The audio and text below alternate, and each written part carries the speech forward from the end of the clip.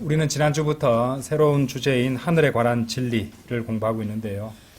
하늘에 관한 이제 하늘의 다양한 이렇게 용어들을 우리가 공부하셨겠지만은 이제 하늘에 관한 진리라고 할 때 이 하늘이라는 것은 물리적인 하늘도 될 수 있고 셋째 하늘도 될 수 있고 또 우리가 장차 가게 될 본향도 될 수 있고 새 예루살렘도 될 수 있고 여러 가지를 다 포함하고 있는 용어라는 것을 아시고 공부를 하시면은 그래서 장차 우리가 이 세상에서 옮겨졌을 때 우리에게 펼쳐질 것들이 어떤 것인지 이런 것들을 분명히 공부하고 더욱더 복된 소망 가운데 하루하루를 살아가기 위함입니다. 오늘 공부 하늘의 본질에 대해서 그러니까 하늘의 어떤 특징이라든지 본질은 어떤 것인지 이제 공부해 보도록 하겠습니다. 네, 제59강 하늘에 관한 진리, 하늘의 본질에 대해서 공부하도록 하겠습니다. 첫 번째로 뭐니 해도 하늘은 높은 곳입니다. 높은 곳. 예, 이사야서 57장 열어보시죠. 이사야서 57장 15절 말씀 보겠습니다. 못 찾으신 분은 이제 교재를 보셔도 되겠습니다. 57장 15절에 보시면 이는 영원에 거주하며 그의 이름이 거룩인 높고 우뚝 솟으니가 이같이 말하기 때문이라. 높고 우뚝 솟으니가 이같이 말하기 때문이라. 일단 보세요. 나는 높고 거룩한 처소 안에 거하며. 이제 하나님께서 높고 우뚝 솟은 이신데 그분께서 높고 거룩한 처소 안에 거하신다고 되어 있습니다. 또한 참회하고 겸손한 영을 지닌 자와 함께 거하나니. 그렇죠. 참 대조됩니다. 높고 거룩한 처소 안에 거하시는 분이 참회하고 겸손한 영을 지닌 그러니까 낮은 자들입니다. 그렇죠. 예. 겸손한 영을 지닌 자와 함께 거하나니 겸손한 자들의 영을 소생시키시고 참회하는 이들의 마음을 소생시키려 함이라 이렇게 말씀하십니다. 우리가 이제 앞서 공부한 내용에서도 확인했듯이 하나님께서는 하늘에 거하신다는 것을 우리는 알고 있습니다. 그리고 그것을 이사야서 57장 15절은 높고 거룩한 처소라고 말씀하십니다. 자, 물리적으로 높을 뿐만 아니라 거룩한 처소라고 되어 있습니다. 높고 거룩한 처소. 자, 이 단어를 잘 기억하시면서 제 설명을 들어주시기 바랍니다. 우리 부자들은 높고 아주 이렇게 화려하고, 그러니까 고층 빌딩 같은 거 보면요, 아주 화려한 고층 빌딩의 제일 꼭대기에, 뭐 대기업 같으면 회장실이 있고, 또 이렇게 이제 그 건물의 주인이 또 제일 높은 펜트하우스라고 해서요, 그것이 제일 비싸고 고급이고, 그것을 선호합니다. 뭐니 해도 이런 것이 있을 것입니다. 가장 높은 곳에 있으면은, 일단은 경치도 좋겠죠. 그렇죠. 그리고 자기가 모든 것보다 물리적으로 위에 있다는 느낌을 받을 겁니다. 교만과도 연결되는 부분이 있을 것입니다. 자, 그렇게 따지자면은 우리가 사는 이 지상에서도 높은 곳도 우리가 등산하면은 높은 곳에 올라가서 경치를 보면 기분 좋아지잖아요. 그죠? 운동을 해서 좋아지는 것도 있지만 자신이 높은 곳에 노력을 해서 올라갔다는 그런 성취감도 있을 것입니다. 예. 그런데 이 지상에서도 높은 곳이 그렇게 사람들한테 매력적이고 선호되는 장소라면은 한번 생각해 보세요. 가장 높은 하늘은 얼마나 좋겠습니까? 이런 것을 한번 생각해. 이게 하나님께서 모든 것을 그림이나 이렇게 어떤 본복이라든지 예시로 우리들에게 주신 것들이 많거든요. 예. 그래서 하늘은 그만큼 대단한 곳이 될 것입니다. 자, 그런 의미에서 볼 때 지금 인간들이 이제 과학 기술을 계속 발달시키고 특히 이제 제일 앞서 있는 사람이 일론 머스크 같은 사람들, 스페이스X라는 회사를 통해서 끊임없이 이제 아주 로켓 기술을 개발해서 저기 높은 곳에 이제 거주하기 위한 계획을 준비하고 있는데 얼마 전에 폭파가 돼가지고 실험 발사에서 실패를 해서 뭐 조사를 받는다는 그런 뉴스를 본 적이 있습니다. 자, 그것은 인간들이 따지고 보면은 이 지상에서 우주로, 그러니까 이제 둘째 하늘로, 그래서 또 셋째 하늘로 이제 스스로의 노력과 힘으로 올라가겠다는 그런 의도를 담고 있는 것이라고 볼 수 있습니다. 그래서 하나님이 계신 높고 거룩한 처소에 불결한 인간들이 자신의 노력으로 이루고자 하는 그런 시도를 한다는 것이죠. 이것은 결코 새로운 것이 아니에요. 창세기 11장 한번 열어보세요. 성경의 제일 첫 번째 책에서 이미 시도가 되었던 바입니다. 이전에 이 바벨탑과 관련해서 우리가 공부를 한 적도 있었습니다. 자, 창세기 11장 1절에서 9절까지 제가 빨리 읽어볼게요. 그런즉 온 땅이 하나의 언어와 하나의 구어를 가지고 있었더라. 지금은 각 나라마다 다양한 언어가 있지만요, 따지고 보면은 세계어가 하나 있습니다. 그렇죠? 영어라는 하나의 구어가 있습니다. 지금 그걸로 의사소통을 할 수 있는 시대에 살고는 있어요. 어쨌든 제가 그 말씀 드린 이유는 지금 우리가 살고 있는 이 시기가 어쩐지 이 창세기 11장의 시기와 연결이 되는 부분이 있는 것 같다 이 말입니다. 그리고 그들이 동방에서부터 여정을 떠났을 때 이러한 일이 있었으니 그들이 시날 지역 가운데 있는 평야를 발견하였더라. 그래야 그들이 거기에 거하였더라. 그런 다음에 그들이 서로에게 말하기를 자 우리가 벽돌을 만들고 그것을 철저히 굽자 했더라. 그리하여 그들이 벽돌로 돌을 대신하였으며 자연적인 돌을 인간들이 만든 벽돌로 대신하는 겁니다. 질흙으로 교니 반죽을 대신하였더라. 그리고 그들이 말하기를 자 우리가 우리를 위하여 하나의 도시와 하나의 탑을 건설하여 그렇죠? 탑의 꼭대기가 하늘까지 도달하게 하자.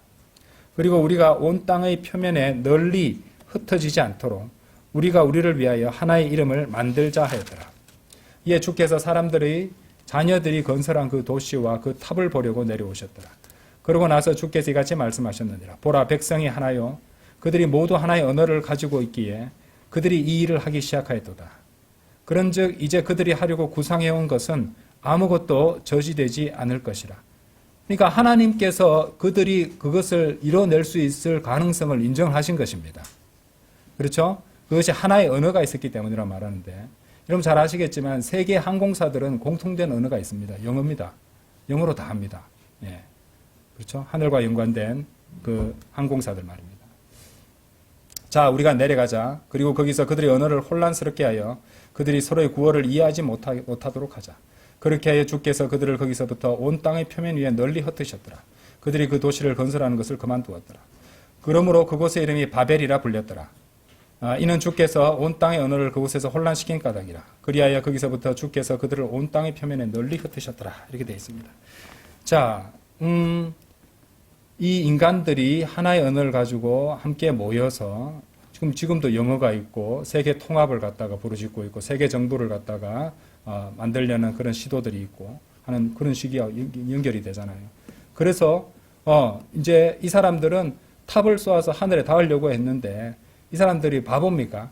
뭔가 가능성이 있고 가능성을 보았을 것이니까 그렇게 높은 탑을 세우려고 했던 것이고 높은 곳에는 뭔가 이상한 일들이 일어난다는 것을 그 사람들도 알고 있었던 것이고 그것과 연관해서 이 하나의 포털이라고 천사들이 타락한 천사들이 이제 이 지상으로 내려오게 된 어떤 문이 있었을 것이라고 그것을 우리가 성경 기록을 통해서 가능성을 확인해 봤습니다. 시간이 많이 걸리니까 자세히 설명을 못 드리는데요. 실제로 이 바벨이란 이름을 보시면요. 이 바벨이란 이름이 이 고대 아카드를 갖다가 아카드에서 왔는 것인데 이것을 히브리어적으로 바꿔서 소리나게 그렇게 음역을 해서 한 것인데 실제는 이 바빌루라고 해서 신의 문, 신들의 문이라는 뜻입니다. 예. 그러니까 바벨이라는 단어 자체가 갖고 있는 뜻이 신의 문, 밥일루 이래가지고 밥은 문이고요. 일루는 신입니다. 예, 고대 아카드에서. 그래서 이 부분을 또 이 바벨이라는 것이 신들의 그 하늘에 있는 문, 성경에도 찾아보시면 하늘의 문이 있습니다. 예, 그 문을 이제 그제 닫기 위한 사다리처럼 만들려고 했다는 것이죠. 인간의 노력으로. 거기 올라가려고요. 예, 그래서 하나님께서 그 가능성을 보시고 이렇게 조치를 취하셨던 것입니다. 자, 이 바빌루가 히브리어에서는 바벨이라고 불렸는데, 이제 이 아카디어 그 명칭이 단어가 히브리어로 이제 차용된 것이라고 했습니다. 그런데 이 바벨이라는 또 히브리어 동사 발랄이라는 단어하고 연결이 되는데요. 발랄이라는 뜻이 혼합하다, 뒤섞다, 혼잡스럽게 하다 이런 뜻이에요. 자, 그래서 그렇게 언어를 뒤섞으신 것과도 연관지어서 우리가 생각을 할 수 있습니다. 자, 신의 문. 그렇죠? 신의 문. 그러니까 바벨탑은 마귀의 인도를 받은 인간들이 높은 하늘로 오르기 위한 문으로 가는 사다리 역할을 했던 것이고 일종의 길 역할을 했다는 것이죠. 자, 이것은 이제 곧바로 우리가 이제 공부하셨던 사탄의 반역과도 연관되어 있습니다. 이사야서 14장에 나오죠. 그리고 오늘날 인류 역사의 과학 기술의 발전과 더불어서 다시 시도되고 있는 부분이라고 할 수 있습니다. 그래서 오늘날에도 창세기 11장처럼 이제 세계 통합과 또 하나의 언어로서의 영어, 그 다음에 우주 탐사 과학 기술의 발전, 이런 모든 것들이 이제 저 그리스도의 출현을 예비하는 모든 움직임과 더불어서 마지막 때를 향해서 가고 있다는 것을 우리는 알 수 있다는 것이죠. 그래서 이처럼 이제 바벨탑 이후로 마귀의 인도를 받는 인간들의 그런 이제 사악한 의도와 야망은 변하지 않고 계속 이어져 오고 있다는 것이죠. 그래서 실제로 지금도 하나님께서 적당한 때에 내려오실 겁니다. 그리고 주님께서 다시 오셔서 제지하시지 않는다면 실제로 인간들은 우주로 뻗어갈 겁니다. 그래서 이 죄인들이 우주를 오염시키게 될 것이죠. 죄들로 말입니다. 그리고 나중에는 또 사탄이 그랬던 것처럼 셋째 하늘까지 넘보게 될 겁니다. 인간들이 그렇게 과학기술을 발전시키고 있다는 것이죠. 자, 그래서 이제 우주 탐험이나 우주 탐사나 로켓 기술이나 이런 것들이 진일보했다, 발전했다 이런 뉴스가 나올 때마다 주님 오실 때가 다 됐다 이렇게 생각하셔도 무방하다고 봅니다. 이제 하나님께서는 적극적으로 개입하실 것이기 때문에 그렇죠. 하지만 하나님께서는 그분이 거하시는 높고 거룩한 초소에 어떠한 죄인들도 오지 못하게 하십니다. 이건 하나님의 말씀으로 분명하게 규정 짓고 있습니다. 그렇죠? 그래서 또한 하나님께서 이렇게 이제 그곳에 오려면 하나님께서 허용하시는 유일한 문을 통해서만 그것을 올 수 있게 하신다는 것이죠. 그러니까 이제 로마서 3장 23절 내려보세요. 로마서. 이제 이 말씀을 이렇게 이해해 보시지 못한 분들도 많을 것인데 이제 이렇게도 한번 이해해 볼 수 있습니다. 제가 지금 설명드리는 방향과 같이. 로마서 3장. 로마서 3장 23절 보세요. 이는 모든 사람이 죄를 지었기 때문에 하나님의 영광에 이르지 못하다가 come short of입니다. 그죠? 그것까지 도달하지 못한다는 거예요. 이르지 못한다는 말입니다. 죄인들은 하나님의 영광이 넘쳐나는 그 높고 거룩한 장소에 come short of, 이룰 수 없습니다. 그게 하나님의 말씀으로 탁 정해놨다 이 말입니다. 자, 그러면 어떻게 하나님께서 허용하신 문은 어떤 것인가? 요한복음 10장을 가고 싶죠. 요한복음. 성경 말씀을 통해서 결국 다 가르쳐 주시는 거예요. 요한복음 10장 1절입니다. 진실로 진실로 내가 너희에게 말하노니 문을 통하여 양우리 안으로 들어가지 아니하고 오히려 다른 길로 기어 오르는 자, 기어 오른다고 또 되어 있죠. 그죠? 기어 오르는 자, 바로 그는 도둑이자 강도니라 라고 하셨어요. 9절 보세요. 나는 그 문이라 누구든 나를 통하여 들어간다면 그는 구원을 받을 것이요 들어가고 나오며 초원을 발견하리라 라고 하셨습니다. 자, 그러면은 여러분들 모든 것들이 연결되지 않습니까? 예수님께서 이렇게도 말씀하셨어요. 요한복음 14장 6절, 우리 잘 아시는 말씀이죠. 14장 6절. 예수님께서 그에게 이같이 말씀하시니라. 나는 길이요 진리요 생명이라. 나로 말미암지 않고서는, 그분을 통하지 않고서는, 나로 말미암지 않고서는 아버지께로 올 자가 아무도 없느니라 라고 말씀하십니다. 자, 그러면은 한번 생각해 보세요. 바벨탑은 결국에는 예수님을 통하지 않고 인간이 자신의 이제 자신의 생각과 자신의 노력과 협력으로 손에 손을 맞잡고서 그렇게 하늘에 오르려는 시도였습니다. 이것은 영적으로는 오늘날에도 일어나고 있어요. 어떤 것인지 아십니까? 자신의 노력으로 하늘에 가려는 행위 구원을 믿고 주창하는 자들이 영적으로는 바벨탑을 쌓는 자들입니다. 그러니까 하나님께서 정하신 그 문을 통하지 않고 올라가려고 하는 거잖아요. 그렇죠? 예수 그리스도를 통하지 않고 올라가는 그런 모든 시도들이 영적으로 바벨탑을 세우는 그런 것과 연결이 되어 있다는 것이죠. 참으로 그 높은 곳에 이르려는 인간들, 높은 곳이 좋다는 거 자기도 알거든요. 그죠? 세상 죄인들도 말씀드렸잖아요. 그런 마천루들의 제일 높은 곳에 그렇게 거처를 마련하고 저기 막 만족하면서 으쓱대며 살아가잖아요. 그런 자들이 저 높은 곳에는 또 가고 싶지 않겠습니까? 그죠? 예. 그런데 자신들의 노력으로 그리 가려 한다는 것입니다. 예. 그런데 하지만 주님께서 말씀하셨듯이 모든 사람이 죄를 지었기 때문에 하나님에 이르지 못하다. 죄인들은 거기에 도달할 수 없다는 겁니다. 하늘에 이룰 수 없다는 것입니다. 자, 하늘의 본질 두 번째로는요. 이제 로마서 3장 23절과도 조금 연결이 되는 부분이지만요. 하늘은 죄가 없는 거룩한 곳입니다.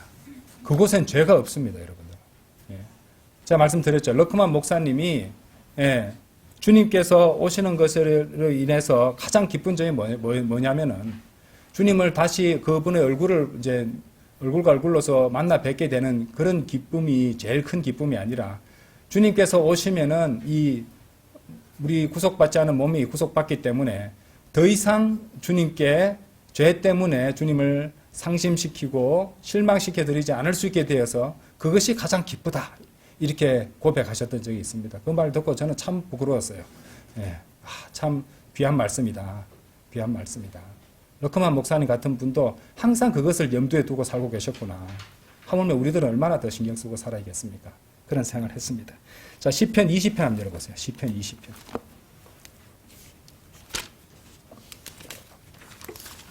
시편 20편 6절.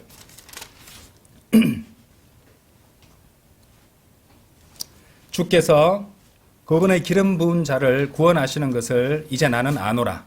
그분께서 자신의 뭐라고 되어 있습니까? 거룩한 하늘에서 자신의 오른손의 구원하는 힘으로 그의 말을 들으시리로다. 하늘은 거룩한 하늘이라고 말씀하시죠. 그죠? 거룩한 곳이라는 것을 우리는 이 말씀을 통해서 확실히 알 수 있습니다. 자, 여러분이 결코 하나님께 죄를 짓지 않을 그런 곳이 있다는 겁니다. 더 이상 사악한 유혹들이 없고 어떠한 죄도 찾을 수 없는 그런 거룩한 곳이, 완전히 거룩한 곳에 우리가 갈 수 있게 된다는 것입니다. 그것은 여러분의 눈이나 귀조차로 결코 죄에 노출되지 않는 곳입니다. 우리 잠시만 방심하면요, 눈이나 귀로 사악한 것들이 우리 귀로 들어옵니다. 눈으로. 그렇죠? 잠시만 방심하고 이렇게 정신 차리지 않으면요. 그런데 그곳은 그런 것이 전혀 없다는 것이죠. 무슨 생각을 한다 할지라도, 무슨 말을 한다 할지라도 죄가 되지 않는 겁니다. 그죠? 얼마나 멋진 곳입니까? 그래서 그곳을 거룩한 하늘이라고 부르시는 것입니다. 그래서 죄가 전혀 없는 지극히 거룩한 곳이기에 그래서 죄인들이 갈 수 없는 것입니다. 예. 죄인들은 하나님 계신 곳에 지극히 거룩하신 하나님 앞에 죄인들은 설 수가 없습니다. 예. 예. 오히려 지옥에 던져주세요. 이것이 하나님께서 베푸시는 은혜가 될 거라니까요. 예. 그만큼 하나님의 그분의 존재 앞에서는 어떠한 죄인도 견딜 수가 없을 것이라는 겁니다. 예. 그래서 그곳에 이르려면 어떻게 해야 됩니까? 인간의 의 가지고는 갈 수 없는 것이에요. 여기도 행위구원이 말이 안 되게 나오잖아요. 인간의 의로선을 가지고는, 걸레와 같은 의를 가지고는 결코 완전히 거룩하신 하나님이 계시는 거룩한 하늘에 이를 수가 없습니다. 하나님의 의가 있어야 갈 수 있다는 것이죠. 하나님의 의는 어떻게 얻습니까? 예수 그리스도의 믿음에 의해서 얻을 수 있습니다. 이것이 성경에 나옵니다. 로마서 3장 22절 한번 보세요. 로마서 3장 22절.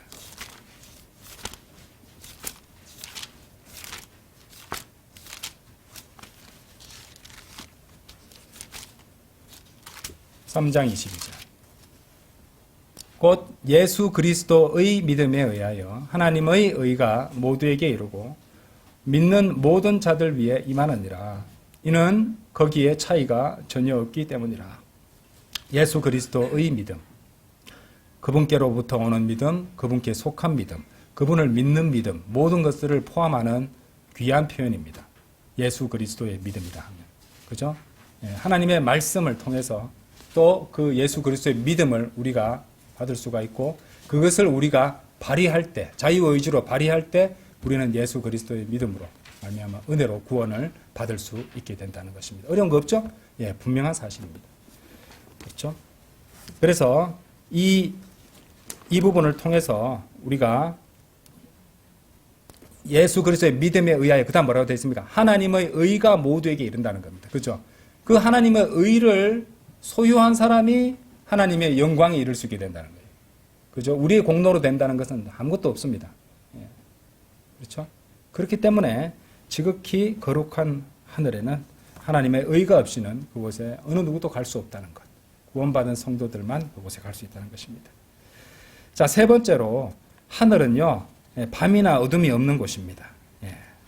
이제 새 예루살렘의 이제 그 입장에서도 한번 좀 살펴보도록 하겠습니다. 계시록 22장 3절입니다.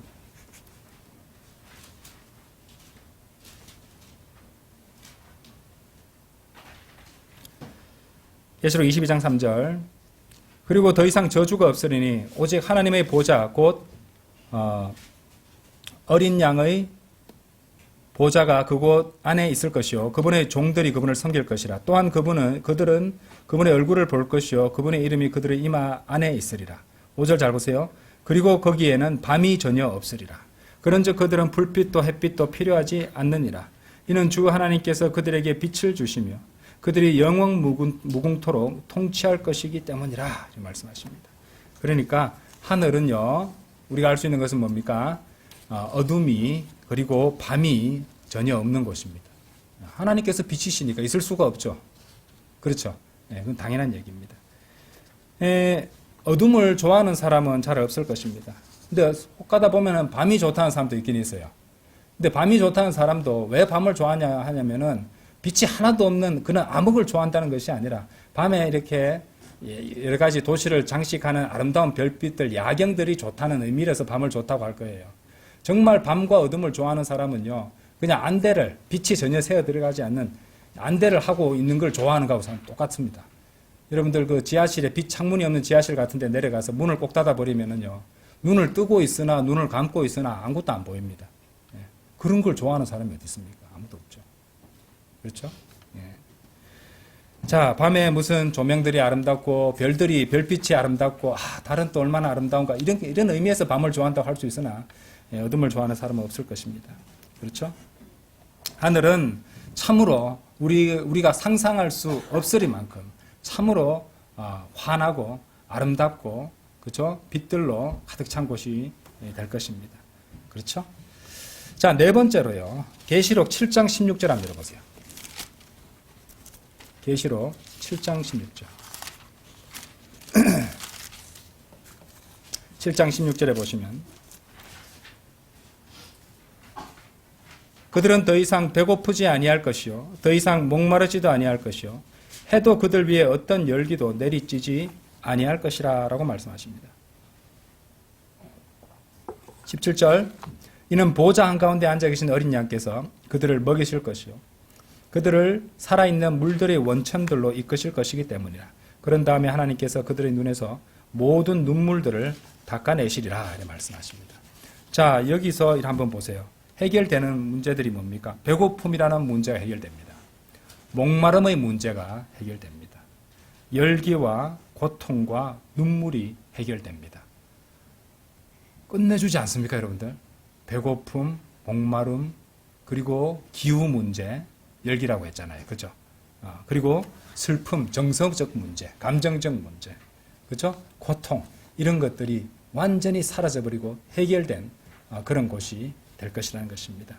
그리고 이것을 갖다가 잘 생각해 보시면은 우리가 지금 이 세상에서 겪고 있는 모든 문제들이, 주요 문제들이 바로 그것들입니다. 그죠? 예. 그것들이 참 세우세요. 경제적인, 지리적인 불균형이라든지 어떤 여러 가지 문제들, 정치적 문제들, 뭐 여러 가지 문제로 인한 지리적인 문제들, 이런 것들로 인한 기아, 물 부족, 또 경제 문제, 그리고 기후 변화, 이런 문제들이 지금 이 세상에 현재 이 세상을 이끌어가는 자들의 주요 관심사들 가운데 하나가 아니겠습니까? 그죠? 예. 근데 이런 것들이 해결하기 위해서 매일 이렇게 매년마다 무슨 포럼을 열어서 모이고 연구하고 뭐 천문학적인 돈을 쓰고 그렇게 노력하고 있다는 것이죠. 정치인들도 운동을 하죠. 그리고 환경보호 운동가들, 과학자들 많은 시간과 비용과 노력을 들여서 해결하려고 하는 문제들이 바로 그런 문제들입니다. 자, 그런데 그런 문제들이 해결됩니까, 여러분들? 해결이 안 돼요. 더 심화되고 심화되면 심화되었지 해결은 전혀 안 됩니다. 그것이 무엇을 보여주고 있습니까? 예, 그것이야말로 모든 문제들은 하나님의 축복하심이 없다면은 결코 인간들은 해결할 수 없다는 겁니다. 그래서 제가 그때 수요 기도에도 말씀을 드렸지만은 그리스도인은 이 두 가지를 항상 좌우명처럼 삼고 살아야 돼요. 첫 번째가 뭐냐면요. 모든 일은 하나님의 축복하심에 달려있다. 첫 번째, 모든 일은 하나님의 축복하심에 달려있다. 항상 되뇌고 살으십시오. 예, 그러면 제일 먼저 하나님의 뜻과 하나님께서 좋아하시는 거, 싫어하시는 거, 하나님께서 허락하시는 이런 것들을 제일 먼저 생각하게 될 겁니다. 당연한 거잖아요. 그죠? 굉장히 좋은 습관입니다. 두 번째로, 어떤 것들을 계획하시려면 항상 주께서 원하시면을 붙이시는 거예요. 주께서 원하시면. 내일을 우리 어디 가자. 주께서 원하시면 내일 어디 가자. 이렇게 하는 것이 훨씬 좋습니다. 그럼 하나님께서 복을 주시는 것이고 우리 생각을 잘 인도해 주시는 것입니다. 참으로 필요한 생각인데 근데 이 우리 믿는 바이블 빌리버들이나 그런 생각을 하지 이 세상 사람들은 그런 거 전혀 없습니다. 모든 일은 우리가 얼마나 정신 차리고 얼마나 협력하는가에 달려있다. 그렇죠? 우리는 반드시 이겨내고 승리할 것입니다. 우리 힘으로 맞잡은 두 손으로 뭐 이런 식으로 그죠? 손에 손 잡고 이렇게 언제나처럼 우리는 극복해낼 것입니다. 이런 식으로 자기 위안을 하는 그런 인간들이 대부분이잖아요. 그렇죠? 그래서 인간들이 아무리 그렇게 해도 문제는 더욱더 심화되고 더욱 악화될 뿐입니다. 자, 왜 그러냐면요. 하나님께서 그 모든 것들을 해결해 주실 수 있게 될 것이고 하나님께서 그렇게 해주신다고 성경에 약속하시기 때문에 예언되어 있습니다. 지금 계시록 7장 16절에서 그렇죠? 예, 하나님께서 해결해 주실 것이기 때문에 그렇습니다. 인간들이 아무리 노력하고 골몰을 알아도 해결할 수 없는 문제들이 그곳에 가면은 완전히 해결될 것입니다. 그렇죠? 그러니까 그 말은 바꿔서 말하면 어떤 겁니까? 그런 것들은 결국에 나중에 하나님께서 해결하실 문제들이라는 거죠. 그런데 하나님만이 해결하실 수 있는 영역들에 도전하고 시도하는 그런 인간들, 인간의 시도들 어떤 게 있습니까? 수명 연장하려고 하는 것들. 그렇죠? 하나님께서 정하셨잖아요, 지금. 그렇죠? 그 다음에 뭐 영생을 꿈꾸는 자들도 있습니다, 지금. 그죠? 그 다음에 아까도 말씀드린 우주에 거하는 것, 인간의 유전 정보를 고치는 것. 이런 모든 것들이 그 뒤에는 마귀적인 욕망이 도사리고 있는 그런 시도들이라고 생각하셔야 된다는 것이죠. 네. 기본적으로 주님께서 허락해 주신 것 내에서 우리 인간의 삶을 윤택하게 하고 편리하게 하고 하는 것들은 문제가 되지 않겠습니다만은 하나님 없이 나도 해낼 수 있다. 우리도 해낼 수 있다. 이런 마음가짐으로 접근하는 것들은 하나님의 저주를 받을 수밖에 없는 것입니다. 마음가짐이 굉장히 중요한 것이고 이제 하나님께서 정하신 한계를 넘어서지 않는 게 굉장히 중요합니다. 그거 또 되어봐야 뭐 10만 볼트 전기가 흐르는데 꼭 손을 대봐야 압니까? 아니잖아요. 그렇죠? 마찬가지입니다. 다섯 번째로요. 하늘은 죄의 저주가 사라져버린 곳입니다. 죄의 저주가 없는 곳이에요. 이 세상은 바꿔서 말하면 어떻습니까? 죄의 저주로 넘쳐나는 곳입니다. 여러분들. 왜 이 세상에 그런 문제가 많습니까? 죄의 저주가 넘쳐나서 그래요. 그런데 하늘은요. 죄의 저주가 없어요. 아까 읽으셨던 계시록 22장 3절에 우리가 여러분들이 이미 읽으셨어요. 다시 한번 보세요. 22장 3절에 뭐라고 되어 있습니까? 그리고 더 이상 저주가 없으리니 됐습니다. 그렇죠? 더 이상 저주가 없다고 되어 있습니다. 오직 하나님의 보좌 곧 어린 양의 보좌가 그곳 안에 있을 것이요. 그분의 종들이 그분을 섬길 것이라 라고 되어 있습니다. 세상 사람들은 그런 것도 알지 못한 채 하나님께서 계신다면 정말로 하나님이 계신다면 어찌하여 이렇게 불합리하고 악한 일이 이 세상에 생기는 겁니까? 하나님은 없는 게 분명해요. 이렇게 말한다니까요. 그런 사람이 너무도 많습니다. 그러니까 이 사람들은 죄 때문에 죄로 인한 저주로서 이 세상이 그렇게 사악하고 악한 장소가 되어버리고 문제가 넘쳐난다는 것을 인정하지 않습니다. 왠지 아십니까? 그들이 죄 가운데 빠져 살고 있어서 그래요. 그래서 죄의 저주를 자각하지 못하는 것이에요. 뭔가 죄의 저주 때문에 고통을 겪고 잘못됐다는 건 알지만은 그것이 죄의 저주라고 생각하지 않아요. 얼마나 못난 신이면 이런 일들을 일어나는 것도 막지 못하게 하신다는 것. 자금에 우리나라가 지금 겪고 있는 이 문제들도 하나님의 계획에서 하나님께서 허락하셨기 때문에 그리고 또 이 모든 일들이 일어나는 것입니다. 하나님께서 원하시는데 하나님께서 막으시려고 했는데 막지 못할 게 있습니까? 왜 불안해하십니까? 불안해하실 거 없습니다. 그렇죠? 마음은 아프고 그렇지만은 하나님께서 하시는 일이면 우리는 무조건 아멘입니다. 다 해결해 주실 것이고 바로 잡아 줄 것이고 이 생이 아니면은 백보자 심판석에서도 모든 진리가 진실이 드러나게 하실 것이고 대가를 치르게 하실 것입니다. 조급함을 가져서는 안 돼요. 우리는 영혼을 보고 사는 사람들이잖아요. 그죠? 우리는 영혼을 보고 사는 사람들이잖아요. 그것이 중요하다는 것입니다. 자, 우리가 이 세상을 살아가면서 겪게 되는 모든 문제들, 불합리함들, 고통들 모두가 죄의 저주로 인한 것입니다. 내가 죄를 짓지 않아도 내 주변의 사람이 죄를 지으면은 그 죄의 영향을 내가 받기도 합니다. 그래서 어쩔 수 없는 일이에요. 그렇죠? 하지만 우리는 그랬잖아요. 모든 일들이 합력하여 선을 이루신다는 로마서 8장 28절에 위대한 약속을 받은 사람들이니까 그런 약속 없는 세상 죄인들하고는 비교할 바 없이 우리는 복 받은 사람들이에요. 감사드려야 되는 것이에요. 모든 것들이 합력하여 하나님께서는 선을 이루어 주신다는 것입니다. 그러니까 하나님을 대적해서 안달이 나서는 안 됩니다, 여러분들. 인간들의 문제는요, 자기 타이밍에 모든 일이 일어나게 한다고 주님의 약속들을 나의 타이밍에 집어넣으려고 애를 씁니다. 아니, 하나님께서 정하신 때가 있는 겁니다. 그렇지 않습니까? 그죠? 주님께서 오시는 때도 하나님께서 정하신 때가 그때 오시는 겁니다. 그렇죠? 당장 올해 오실 수도 있고요. 내년에 오실 수도 있고. 어쨌든 하나님께서 정하신 때에 오는 것입니다. 그렇죠? 자, 그리고 그것을 우리들에게 정확히 알려주지 않는 이유는 우리의 복을 위한 것이라는 것을. 그렇죠? 우리가 인간이 얼마나 마음이 사악합니까? 그죠? 그걸 우리 인간의 성정을 아시기 때문에 그 모든 것들을 그렇게 정해두신 것입니다. 자, 어쨌든 이 세상의 모든 문제들은 죄의 저주로 인한 것이죠. 인간이 다 초래한 것들이고요. 그렇기 때문에 하나님이 거룩하신 하나님이 죄악을 갖다가 초래하셨습니까? 아닙니다. 인간이 저질러 놓고 그렇게 하나님을 원망하는 꼴입니다. 자, 그런데 인간들이 그렇게 죄와 또 죄로 인한 이 저주 때문에 그렇게 허덕이고 고통을 겪고 있는데 한번 생각해 보세요.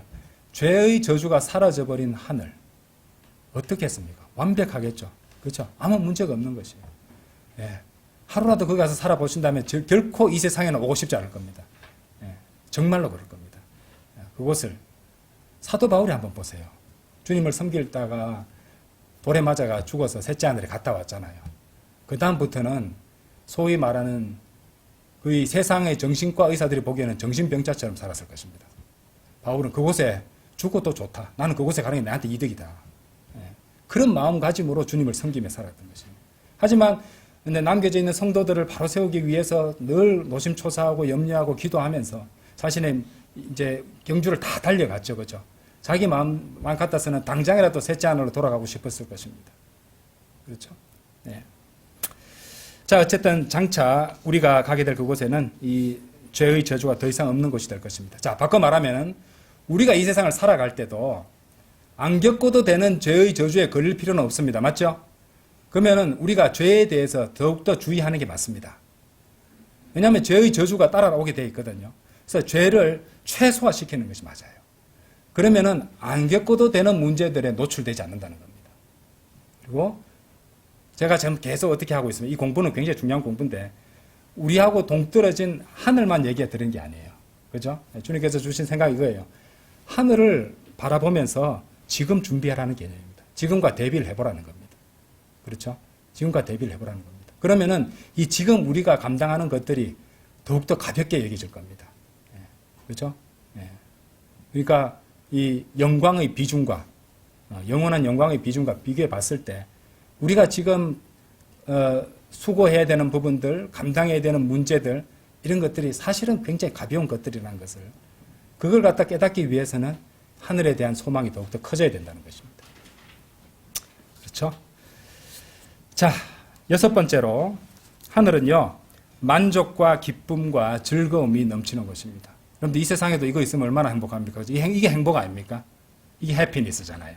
만족과 기쁨과 즐거움이 넘친다. 예. 이 세상 사람들도 모두 추구하는 바입니다. 그렇죠? 자, 시편 65편 내려보세요.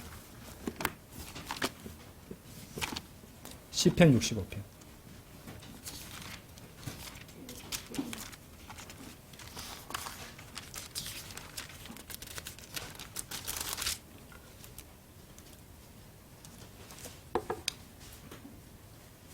(1절부터) (4절까지입니다) 오 하나님이여 시온에서 찬송이 당신을 기다리나이다. 또 당신에게 서원이 이행되리이다. 오 기도를 들으시는 당신이여 당신께 온 육체가 나아오리이다. 죄악들이 저를 대적하여 승리하나이다. 저희의 불법들로 말하자면 당신께서 그것들을 깨끗하게 하시리이다. 당신께서 선택하시고 당신께 가까이 오게 하시어 그로 하여금 당신의 뜰들 안에서 지내게 하신 사람은 복되나이다. 저희는 당신의 집, 곧 당신의 거룩한 전의 뭐라고 되어 있습니까? 좋은 것으로 만족하리이다 라고 되어 있습니다. 만족하게 된다니까요. 정말로 만족하게 될 겁니다. 여러분들 이 세상에서 만족이란 게 있습니까? 완전한 만족이란 게 있습니까? 완전한 만족이 또 없습니다. 오늘 만족했다가도 몇 시간 지나면은 아무것도 아니게 되어버릴 때가 너무도 많습니다. 그렇죠? 아까 식사하셨죠? 만족하게 드셨죠? 저녁 답이 되면은 다시 불만족하게 될 겁니다. 계속 가르쳐 주시는 거예요. 그렇죠? 더 이상 먹을 수 없다고 했는데 엄청나게 먹고 나서 야 진짜 앞으로 한 3끼는 못 먹을 것 같다는데 그 다음 끼에서 밥을 찾고 있는 자신을 보면서 자괴감에 빠진 적도 있을 겁니다. 만족. 여러분들 세상 사람들이 우리 그리스도인들을 비웃습니다. 기독교 신앙을 비웃습니다. 저는 이런 말을 많이 들어봤습니다. 우리 동료들한테. 야 너는 무슨 재미로 세상을 살아가냐? 야 너는 무슨 재미로 세상을 사니?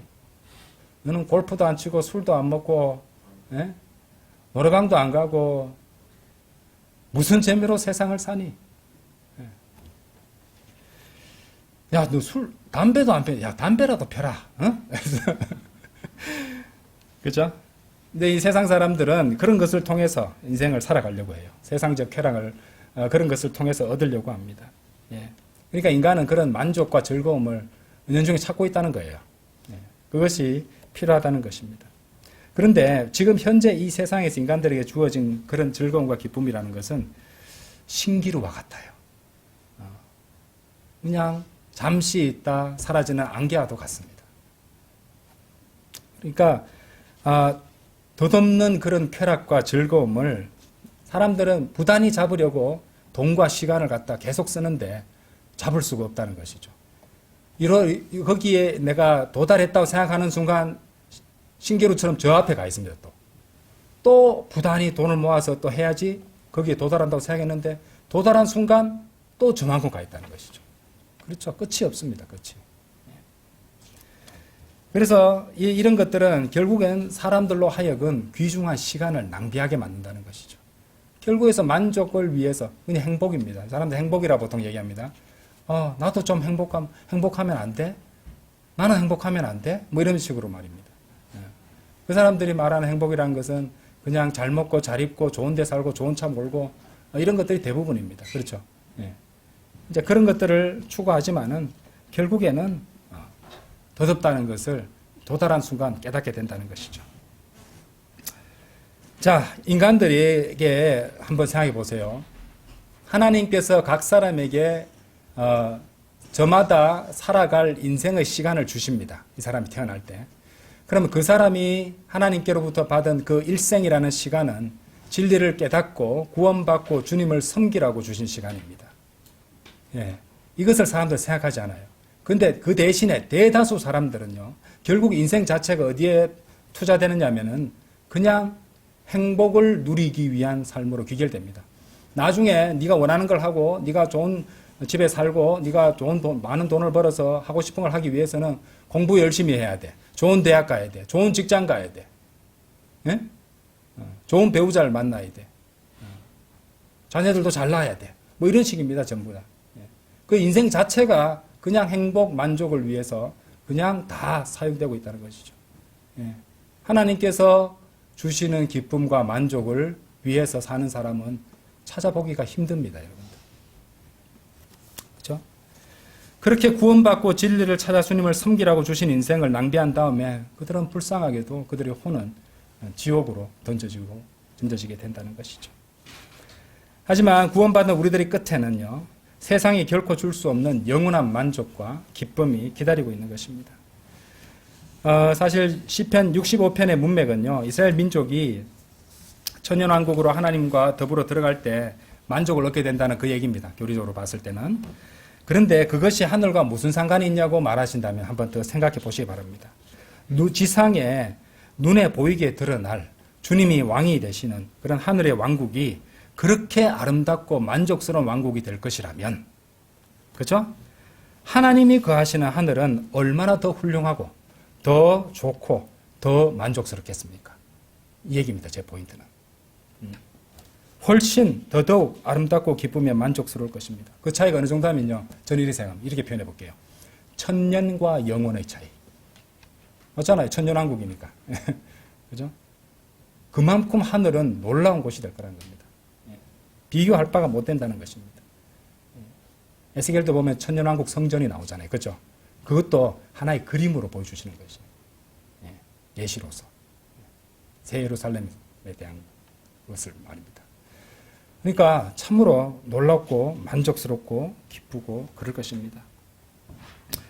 그 모든 것들을 생각할 때 우리는 하늘이 기쁨과 만족의 영원한 기쁨과 영원한 만족의 장소가 될 것이라는 것을 확신할 수 있다는 것이죠. 어떤 고통도 없고 슬픔도 없고 영원히 기쁘고 즐겁고 흡족한 곳이 될 것입니다. 그런데 영원히 기쁘고 영원히 만족하는 것 지금 여러분들 이해 못 하십니다. 우리 몸은 그걸 지금 감당할 수 없고 알 수가 없습니다. 지금 그것을 갖다가 잠시 느끼게 한다면 우리는 어디 가지는지 아십니까? 몸이 고장나서 정신병원에 가게 될 겁니다. 지금 이 몸으로는 감당 못해요. 반드시 우리가 주님 오셨을 때 주님과 같은 몸을 입어야지 그 영원한 기쁨과 만족을 감당할 수 있는 몸이 된다니까요. 영원히 증가하는 그 기쁨에 대해서 우리가 이미 예전에 한번 배웠습니다. 누가복음 15장 한번 열어보세요. 누가복음 15장. 누가복음 15장 24절.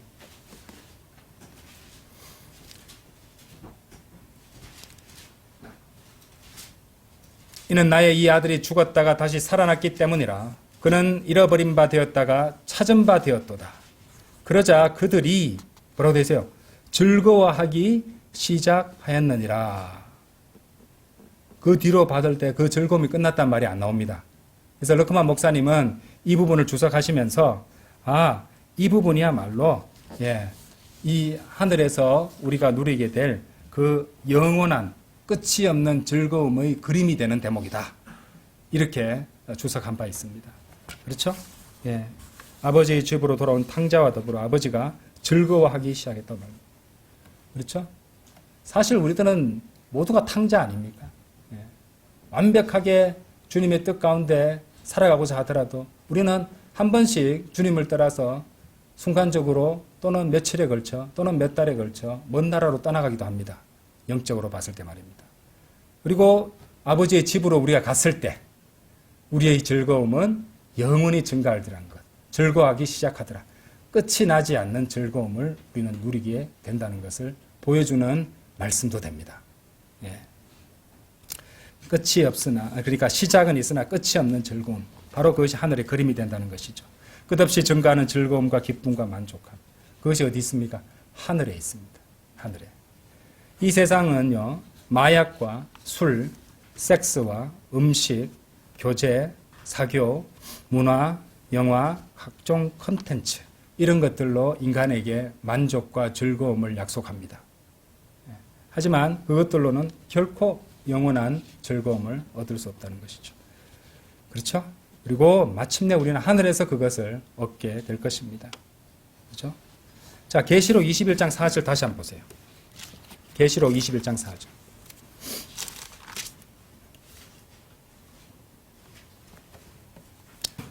그리고 하나님께서 그들의 눈에서 모든 눈물들을 닦아내시리라. 그리하면 더 이상 사망도 슬픔도 부르짖음도 없을 것이요 더 이상 아픔도 없을 것이라.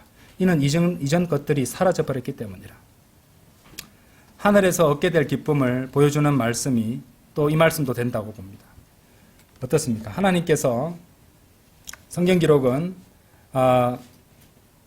하나님께서 이처럼 우리가 지금 현재 우리를 괴롭히고 있는 그 슬픔들, 그죠? 아픔들, 사망, 눈물들을 다 닦아내시고 없애신다고 말씀하신다는 것이죠. 그것이 바로 하늘이 될 것입니다. 이때까지 우리가 이렇게 이제 계속 공부하고 있지만 이 성경 기록에 이렇게 놀라운 약속들이 다 기록되어 있다는 것이에요. 근데 그것을 아무 생각 없이 그냥 지나가면 발견하지 못할 때가 많습니다. 주님께 기도하고 또 간절히 보물을 찾는 심정으로 말씀을 읽으면요, 열어주시는 것이에요. 그렇죠? 성경 기록은 참으로 우리가 장차 가게 될 곳인 이 하늘에 대해서 많은 구절을 통해서 우리에게 가르쳐주고 계신다는 것입니다. 그렇죠? 성경을 읽을 때 지루하다. 그럼 성경 기록에 대해서 참으로 많은 것을 모르는 분, 너무 안타까운 그런 분이라고 할 수 있습니다. 지루하지 않습니다, 결코. 모르니까 지루하죠. 그죠? 어떤 것들은 그래서 말씀을 나누어 이제 공부하고 배워야 되는 부분들이 있다는 것입니다. 그렇죠? 자, 7번째로 하늘에 가면요, 우리가 천사들을 다스리게 될 것입니다. 생각해 보세요. 고린도전서 6장 한번 가보세요. 고린도전서 6장.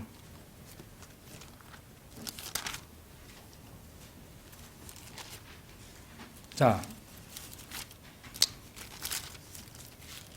어떤 대단한 존재를 다루는 그 능력을, 하늘의 천사들은 하나님의 아들들이잖아요, 구약에. 그죠? 그것을 다룰 수 있는, 통제할 수 있는 능력을 갖게 될 수 있다는 것입니다. 6장 3절 한번 보세요. 하물며 너희는 우리가 천사들을 판단하리라는 것을 모르느냐? 하물며 이생과 관계되는 것들은 얼마나 더하겠느냐? 그렇죠? 여기도 사고를 한번 보십시오. 장차 우리가 할 걸 가지고 지금 이 생에서 어떻게 하겠느냐라고 반문한다는 것은 장차 우리가 될 것을 생각하면서 이 세상에도 거기에 걸맞게 행동하며 살아라는 말씀입니다. 그죠? 이런 사고방식은 사도 바울이 성도들을 깨우칠 때 주었던 사고방식이 우리가 지금 공부하는 방식하고 같습니다. 그것을 아시면 돼요. 그래서 천사들을 판단한다 이 말씀입니다. 천사를 우리는 다스리게 될 수 있다 이 말이죠. 여러분들 아이들이 좋아하는 만화들에 보면요, 어떤 영들을 갖다가 막 이제 부리는 다스리는 그런 것들을 주제로 한 만화들이 많습니다. 그리고 포켓몬스터도 일종의 그런 것이고요. 어떤 영들이나 어떤 요정들을 다루는 뭐 어떤 카드를 내면은 거기 나타나가 자기를 도와주고 하고 이제 자유자재로 다루는 이런 내용들이 있잖아요. 이런 것들을 은연중에 아이들은 좋아합니다. 왜냐하면요, 자신이 그것들을 통제할 수 있다는 뭔가 된 것 같은 그런 우쭐함을 느끼게 만들거든요. 그렇죠? 그런 욕망을 갖고 있다는 것입니다. 그래서 이제 영들이나 이 천상의 영들을 부리는 그런 능력을 인간들은 갖고 있다는 것이에요. 그런데 이제 그것을 갖다가 오늘날에서는 마귀 숭배로 그것을 이루려는 자들이 있고요. 우리는 주님을 잘 믿고 구원받고 잘 섬기면 장차 우리한테 그만한 권위가 주어진다는 겁니다. 권능이. 아시겠죠? 그런 놀라운 능력도 우리가 한번 생각해 보세요. 천사를 우리가 다스린다는 것입니다. 천사를 판단하고요. 그렇죠? 영화나 이렇게 소설 같은 데 보면요, 진짜 마귀 숭배 같은 거 할 때 보면 피라든지 뭐 주문, 뭐 주술 뭐 이런 것들을 통해서 그런 것들을 하는 것들이 어릴 때부터 아이들이 그런 것들을 보고 익숙해집니다. 그러면 나도 그런 능력이 있으면 좋겠다 이런 생각을 한다는 것이죠. 결국에는 마귀를 섬기게 만들려는 그런 장치들에 지나지 않습니다. 자, 그런 놀라운 능력은요, 마귀를 숭배해서 되는 것이 아니고 예수 그리스도를 믿고 그분을 섬기면 장차 그냥 주어지게 되는 여러 가지 자격 중에 하나입니다. 그냥. 놀랍죠? 자, 히브리서 1장 14절 한번 보세요. 하나님께서 우리를 위해서 준비하고 계시는 것들은요, 놀랍게 그지없습니다. 히브리서 1장 14절. 천사들은 모두 구원의 상속인들이 될 자들을 위하여 섬기도록 보냄을 받은 섬기는 영들이 아니냐. 천사들은 섬기는 영들이라고 합니다. 그렇죠? 구원의 상속인이 될 자들에 여러분도 포함되는 겁니다. 따지고 보면. 여러분들을 섬기는 영들이란 말입니다. 자, 그에 대해서 또 우리는요, 계시록 5장도 한번 열어보세요. 계시록 5장.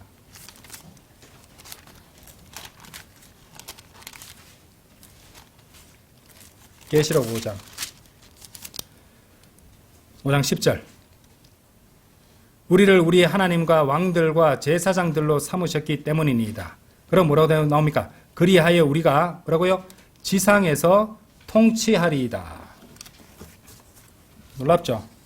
세상에서 통치하리이다. 예. 지금 우리나라를 둘러싸고 일어난 일들이 뭡니까? 통치권을 빼앗기 위한 전쟁입니다. 그렇죠? 이 지상에서 통치하기 위한 통치권을 빼앗기 위한 전쟁입니다. 그런데 우리는 그런데 같이 가담하지 않은 이유가 있습니다. 우리는 지금이 아니거든요. 타이밍이 지금이 아니에요. 우리는 장차 그렇게 될 것인데 그것도 대한민국이라는 조만한 나라 다스리고 하는 게 아닙니다. 우리는. 그래서 지금 우리가 이 지상의 통치권을 얻기 위해서 물리적인 힘을 동원해서 싸우지 않는 이유입니다. 이것이 성경적이고요. 자, 이 세상에 여러분들 억만장자들이 있으면 다 만족할까요? 이 사람들 돈이 엄청 모으면 만족하고 자족하며 살아갈까요? 그 사람들 아까도 말씀드렸지만 만족하지 못합니다. 대표적인 케이스가 우리 트럼프 대통령입니다. 엄청난 부를 갖고 있지만 결국에는 이 지상에서 제일 강대국의 대통령을 갖다가 몇 번이나 도전을 해서 이제 그 중에 3번 도전해서 2번 이제 대통령이 된 거잖아요. 그죠? 많은 부를 이뤘다고 해서 거기서 만족하지 않습니다. 다스리는 통치권을 얻는 것이 또 그것이 자신의 꿈이 되고 그것을 꿈꾸고 욕망한다는 말입니다. 그렇죠? 그래서 인간은 결과적으로 많은 돈을 줘도 만족하지 못하고 또 나라와 인간들을 다스리려는 통치권을 또 얻으려고 한다는 것입니다. 자, 그런데 한번 생각해 보세요. 아무리 트럼프 대통령이 대단한 부자고 엄청난 권력을 갖고 있다 할지라도 그래봐야 미국이라는 나라 하나 다스리는 거 아닙니까? 그렇죠? 예. 그런데 자, 우리 이 말씀은요, 우리가 결국에는 지상에서 통치한다는 것은 단지 한 나라뿐만 아니라 그냥 민족들을 통치하는 겁니다. 따지고 보면 한 나라 달랑 다스리고 한다는 것이 아니라는 것이죠. 여러분들이 많이 섬길수록 더 많은 나라를 다스리는 그 권한을 갖다가 주님께서 주실 것입니다. 여러분 대통령 선거 한번 생각해 보세요. 그 대통령 선거를 하려고 해도 엄청나게 많은 돈을 씁니다. 그죠? 또 사람들 얼마나 많이 동원됩니까? 예. 이번에 미국 대선 준비 과정도 보셨으면 아시겠지만 목숨의 위협까지 받아가면서 그렇죠. 그렇게 하고 또 돈을 갖다 천문학적으로 또 써야 되고요. 또 수시로 나와서 토론도 해야 되고요. 신경 쓸 것도 너무도 많습니다. 잠도 못 자고, 예. 이동 시간에 식사를 하고, 잠도 쪽잠을 자고, 그렇게 열심히 일합니다. 뭐 하기 위해서? 한 나라를 다스리는 통치권을 얻기 위해서. 그렇죠? 예. 그런데, 만약에 주님께서, 자, 계시록 22장 5절도 한번 보세요. 우리에게 주신 약속은 이런 약속인데, 한번 생각해 보세요. 여러분들 대통령이나 국회의원들이 그렇게 국회의원 통치하는 거 아니니까 대통령으로 합시다. 대통령이 그렇게 통치권을 얻기 위해서 그렇게 오랜 대장정을 갖다가 몇 달에 걸쳐 가지고 많은 돈을 쓰고 노력을 하고 이렇게 한다는 게 통치하기 위한 것이잖아요. 근데 24절 보세요. 계시록 22장 5절 죄송합니다. 5절 22장 5절 그 뒤에 후반부 보세요. 그들이 영원 무궁토록 통치할 것이기 때문이라고 되어 있죠. 그죠? 성경은 우리가 영원 무궁토록 통치한다고 말씀하시는 것이에요. 예. 그렇다면은 자, 우리가 그때 영원히 통치하기 위해서 지금 부지런히 해야 될 일들이 있는 겁니다. 그렇죠? 예. 지금 통치합니까? 아닙니다. 지금 우리 임기가 아니에요. 우리 임기가 아니란 말입니다. 지금 이 땅에서 다스리고 통치하는 것이 아니라 우리가 장차 하늘로 오를 때부터 그 통치의 시간은 시작되어야 된다는 것이죠. 예. 그래서 주님께서는 우리 그리스도인들에게 이런 말씀을 주셨습니다. 디모데후서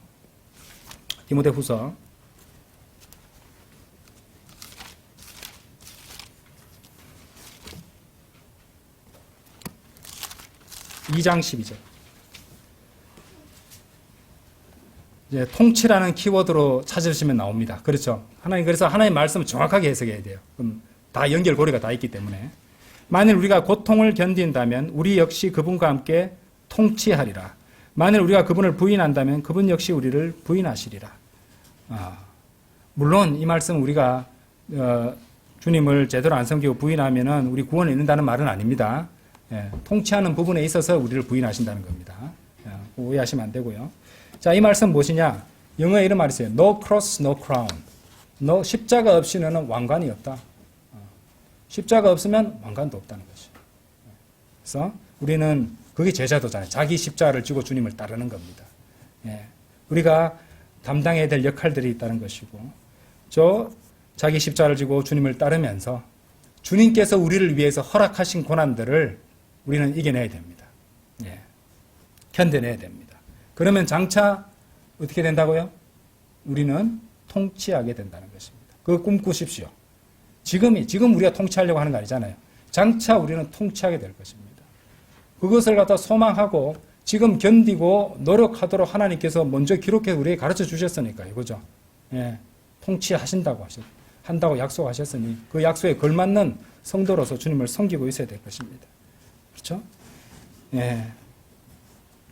대통령, 다시 자꾸 말씀드리지만 그 트럼프 대통령 한번 보십시오. 목숨까지 내놓고 했잖아요. 그렇죠?